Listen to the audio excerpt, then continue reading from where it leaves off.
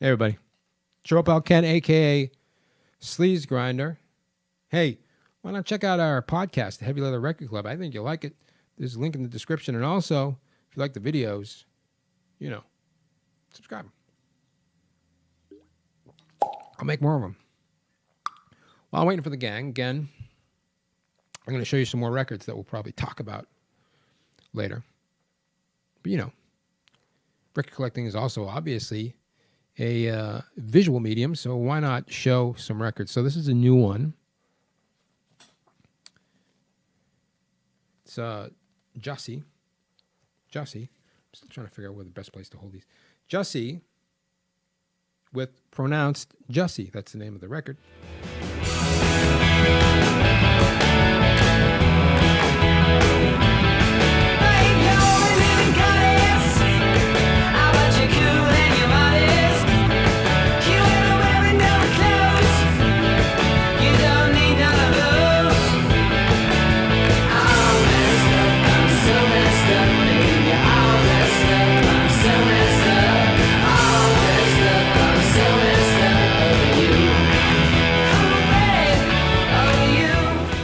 Is a glam rocker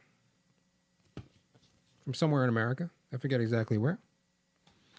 But he is obviously influenced by T-Rex and The Sweet and also the Rolling Stones for sure.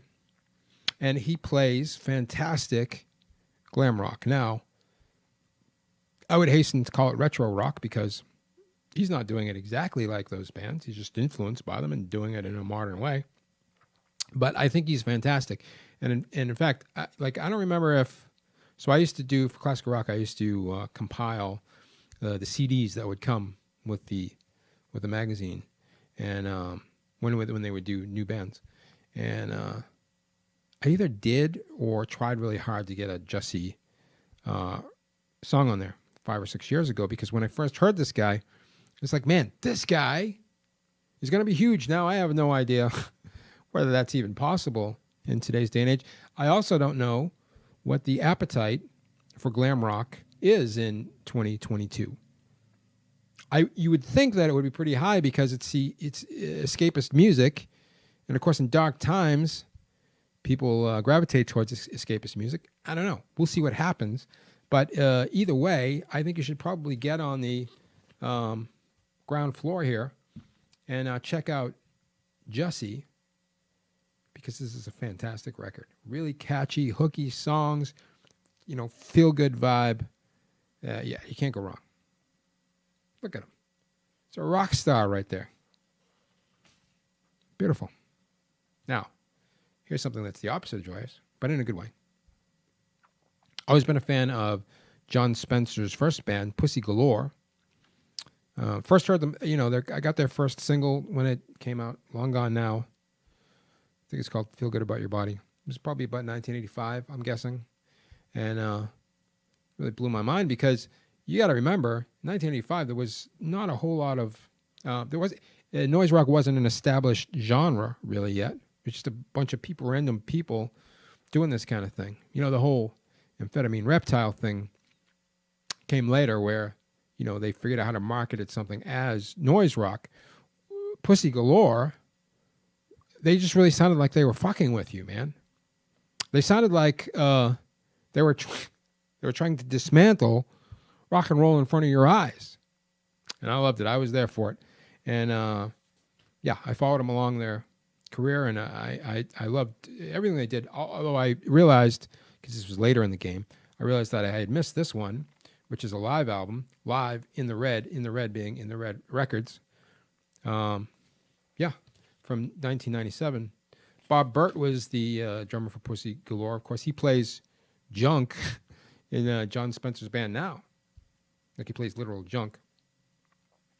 Also, at this point in time, which was 1997, Neil Haggerty was in the band. Of course, he went on to do Royal Trucks all through the 90s. He was the Royal Trucks guy. And Royal Trucks just got back together recently. But anyway... This is, as you imagine, if you had ever heard Pussy Galore in the studio, and you can just imagine what they were like live, this is very grating on the ears. It's total, it's a blast of destructive, of evil sinister destructo rock. And when you're in the mood for sinister, evil destructo rock, this will do the job. I like it a lot. This other band, I think I heard them on Gimme Metal, and then I think Bro over at Residency might have been playing it one time that I was over there, and I was digging it. I was initially turned off by the band's name, although they just use the initials now, like a punk rock band. MWWB, which tragically stands for Mammoth Weed Wizard Bastard. I believe that they are a supergroup of some kind. I should probably do some research, but I didn't. Nice little gatefold there. Okay, all right. Nice little gatefold. Anyway, really cool cover. I like that cover a lot. It's kind of, weirdo spaceman kind of vibe. The name of the record is The Harvest, and this is kind of like. Now, I'm not a progressive rock fan, but it's kind of progressive. It's also kind of stoner rock, but it is at the same time neither of those things. It is not an instrumental. It's not an instrumental record because it has vocals on it, but it still feels like an instrumental record if you know what I'm saying. It's kind of a sonic journey is what this record is. It just kind of takes you out and floats you in space for a little while, and there is a place for that. And there's a time for that. And when it is that time, this is the perfect accompaniment to that vibe.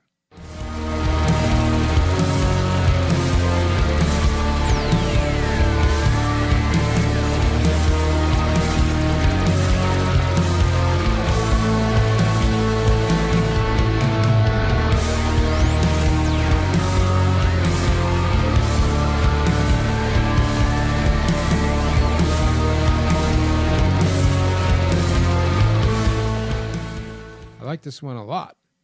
It's really good for just fucking zoning out, which, of course, all of us like to do sometime. So, I would highly recommend you check this out. You can stream it, see what you think. But the vinyl it's really well done. Great. This is like really nice cardboard, by the way. And, 180 gram, and it sounds great. Mammoth Weed Wizard Bastard, or MWWB for short. And finally, in this segment, I want to tell you about this record. I am also a huge fan of this band, always have been. So My Life with the Thrill Kill Kult, which is a Chicago electronica band, industrial band. And when they started out, given the name, their whole vibe, what they were about was, Satanism and serial killers and all that kind of stuff. Wedded to, dance beat. But harsh. It was very, even for industrial, the music that they made was groovy, but it was also very harsh and dark.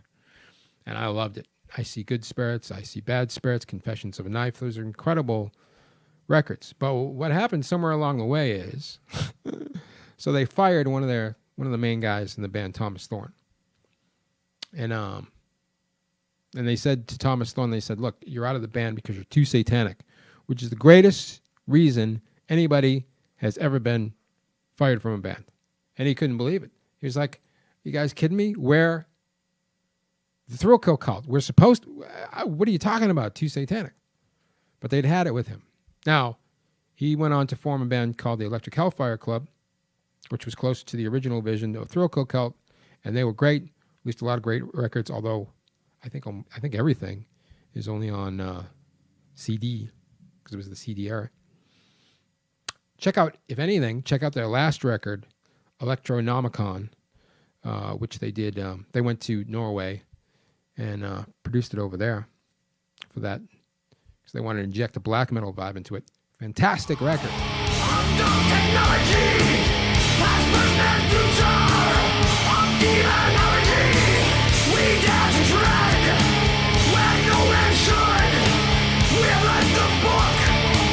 That's what it blood.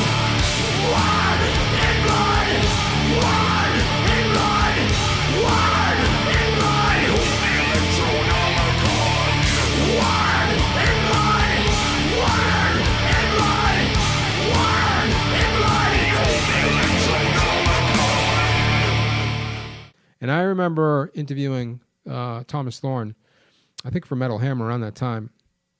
And yeah, he was a really interesting guy, and we talked about the whole debacle with the Thrill Kill Kult and stuff.